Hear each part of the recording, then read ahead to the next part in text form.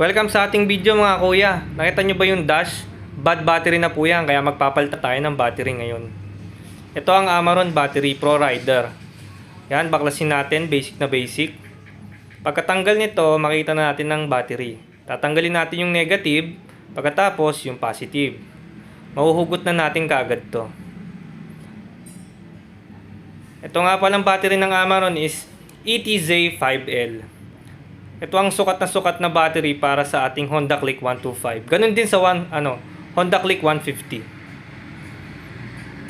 Yan, pagkalagay, babalik lang natin yung positive. After ng positive, tsaka naman natin ilalagay yung negative. Yan, konting pihit-pihit lang mga kuya. Mabilis lang yan.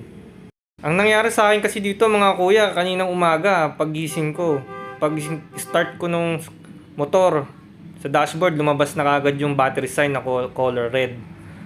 Pag naranasan din yun, ibig sabihin lang nun, oras na para magpalit ng battery. Kaya wag nyo nang pilitin para hindi kayo abutan ng aberya sa daan. O kung may importante kayong lakad, isang umaga, magising kayo, ayaw mandar ng motor nyo, wala pa namang kickstart ang Honda Click, talagang problema. Kaya pag nakita nyo na yung battery sign, magpalit kagad kayo ng battery. At yan, kinakabit na natin yung negative. Pagkatapos natin makabit yung negative, pwede na kagad natin umpisahan na i-start ang motor. Yan kuya, mga kuya, medyo nagmamadali na kami dito at kung napapansin nyo sa video, umuulan na. Kaya paspasan na ang natin yan, paggalaw. Yan kuya, lagay na natin yung huling tornilyo at higpitan. Yan, start na natin. Ayan.